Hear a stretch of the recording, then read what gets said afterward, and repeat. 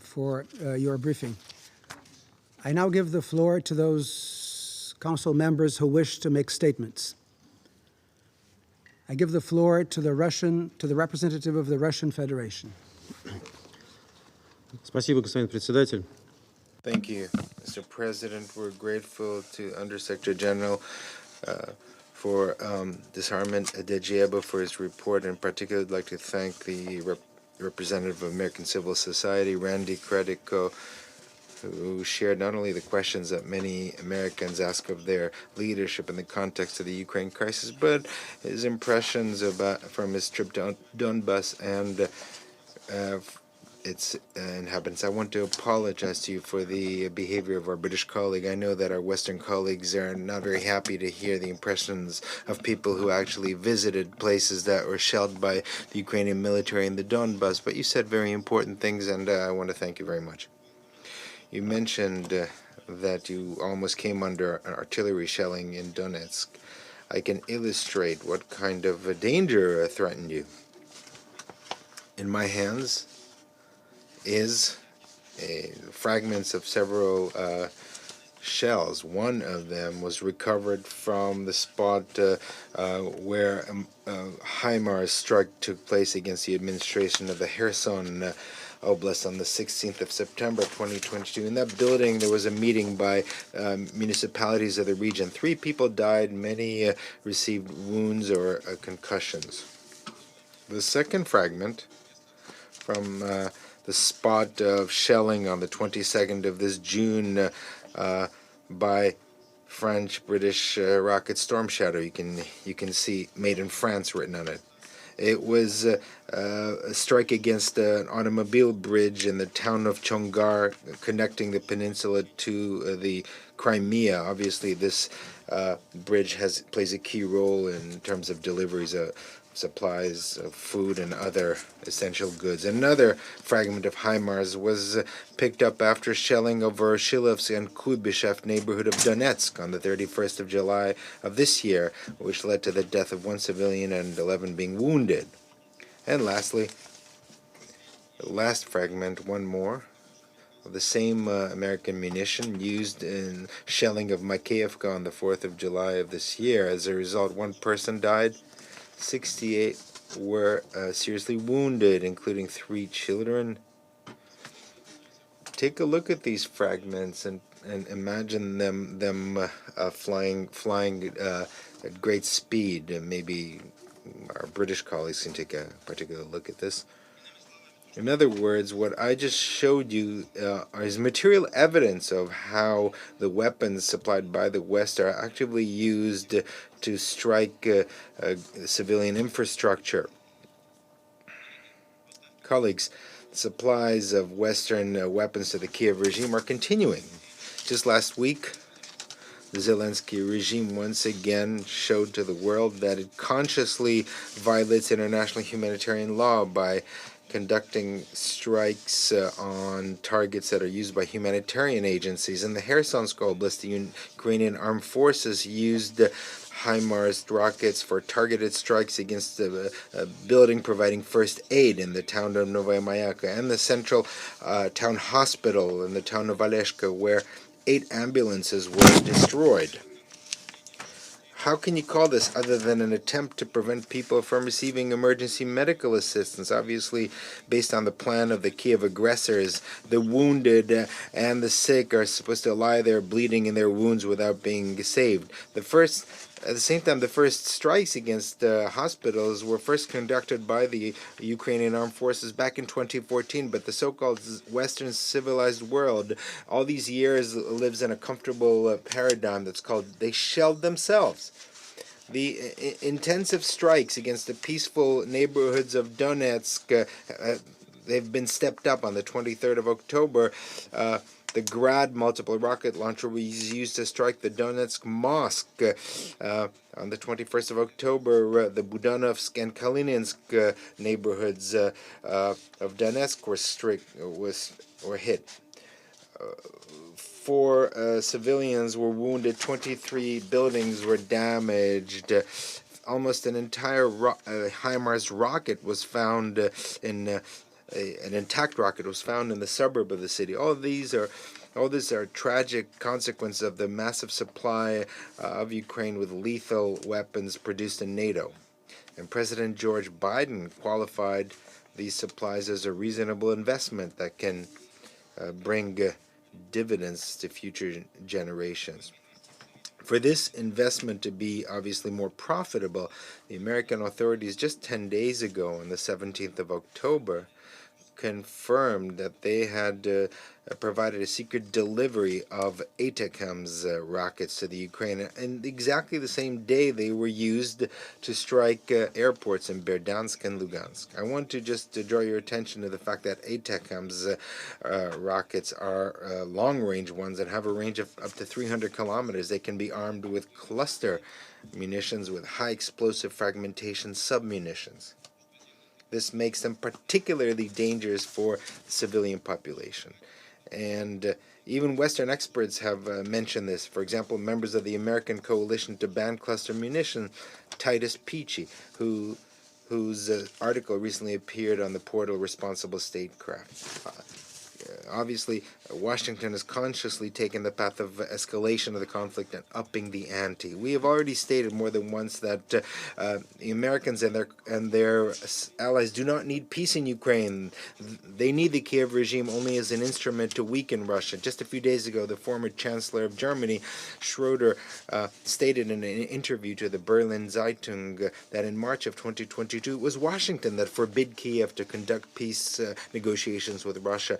And the former Prime Minister of Israel, Bennett, also confirmed this, and among those responsible for the failure of negotiations, he mentioned the United States, Germany, and France. According to the publication National Interest, Ukraine had 3 opportunities to resolve the conflict on beneficial conditions. However, each time Washington blocked dialogue.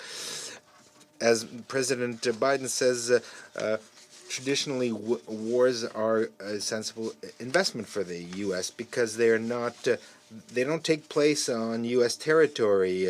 The cost is borne by others, and that cost has never bothered the Americans.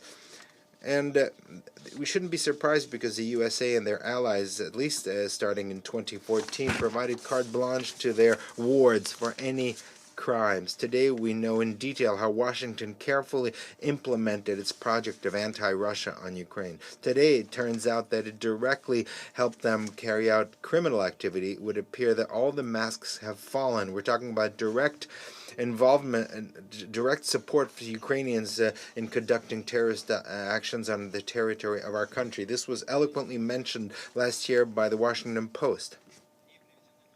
In that article, new details are provided about the killing of the journalist Daria Dugin and the blogger Vladlen Tatarsky, which were carried out using the best possible terrorist method, using explosive devices. Washington and London are directly involved in shelling the Crimea Bridge, as a result of which 7 people died. They helped Zelensky regime carry out attack using drones against Russian cities, including an attempt to attack the Kremlin. As the American journalists demonstrated, the capability to conduct these attacks was acquired by the Ukrainian Special Services as a result of close cooperation by the Ukrainian Special Services and the main intelligence department with the CIA and the British MI6. Furthermore, the main intelligence department, according to this material, is in fact a creature of the Americans. This is how an unnamed representative of an American intelligence speaks about it, and I quote, "We calculated that the GUR was a smaller and more nimble organization where we could have more impact. This department was our little baby. We gave them all the new equipment and training," end of quote. As the American journalists report, CIA experts trained Ukrainian special services about attacking behind enemy lines, and in fact, this included physical killing of people. Obviously, the American sponsors not only gave their wards the license to kill, but also taught them how to use that license. And it's important to recall the bravado of the former head of the GUR, who in answering a direct question from journalists about involvement in terrorist activities, stated, "We use direct actions. We're proud of using them and are not afraid of using them anywhere in this world against anyone." All this is obvious. Obviously, does not bother the Western patrons of the Kiev regime. In their anti-Russian obsession, they're ready to close their eyes and look the other way when their wards, in the spirit of ISIS, carry out terrorist acts against peaceful civilians. So it's not a surprise that the list of weapons supplied to Ukraine that is used against civilians is growing. Colleagues, we have often mentioned another important reason, in addition to the wish to bleed Russia, why the USA and their allies are eagerly increasing military supplies to the Ukraine. It's the most ordinary desire to profit. Just last week in the Pentagon and NATO, there was a statement that the producers of weapons have significantly increased prices on the munitions most needed by Kiev, the 155 millimeters, increased from 2,000 to 8,000 per unit. So profits increased 450%. And Kiev can do nothing about it, although it turns out that one shell fired by Ukraine costs about the same thing as, according to official statistics, the salary of 20 Ukrainians. So, as usual, for most people, war is grief and misery, but some use it as an opportunity to become richer. So, against that background, it's no surprise that as Politico reports, the White House is trying to change the argument in order to convince Congress to approve a new package of assistance to Ukraine. The main argument is as follows. The assistance provided will be a guarantee of economic growth for the U.S. It will contribute to creating jobs and strengthening the industrial basis. It's hard to imagine being more cynical. Also, those who are training the Ukrainian soldiers to kill are thriving. They're doing this basically very professionally. Just for example, the individual who shot over 20 people and wounded some 60 in Lewiston in the American state of Maine, turns out is a licensed firearms instructor. In his social media, according to American journalists, he wrote, "I'm proud of the fact that I trained protectors of freedom around the world, including in the Ukraine." That is the kind of people who are training Ukrainians.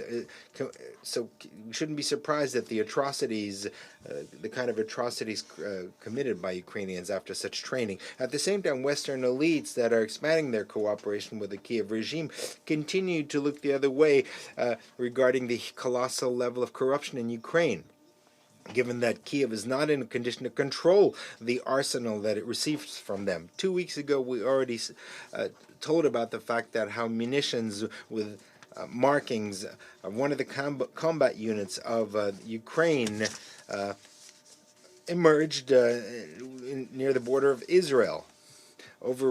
Recently, there was information that up to 15 to 20% of military production received by Kiev winds up in the gray or black markets within the first 2 weeks. After the beginning of deliveries of Western equipment, much of it winds up in the dark net, basically in open access.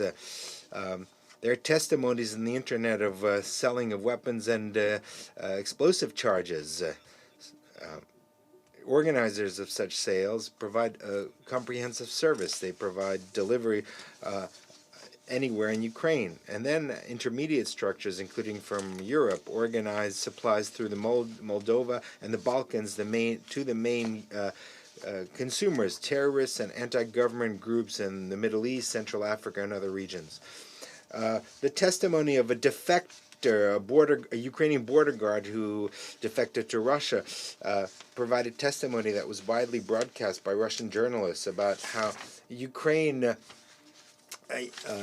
basically sells much of the equipment that it receives under the watchful eye of local officials. Back in November of 2022, during the summit of the Commission of the Lake Chad Basin, the president of Nigeria said that the authorities had already found weapons from the Ukrainian armed forces in the hands of extremists. Colleagues, corruption has infected the entire Ukrainian society, and there are more and more examples of this. Only Western sponsors of Kiev prefer not to notice it for obvious reasons. Corruption is infectious, and it requires two to play. So it won't be a surprise if very soon there'll be additional evidence of the involvement of Western officials and politicians in corruption schemes with Western Ukrainian weapons and humanitarian assistance.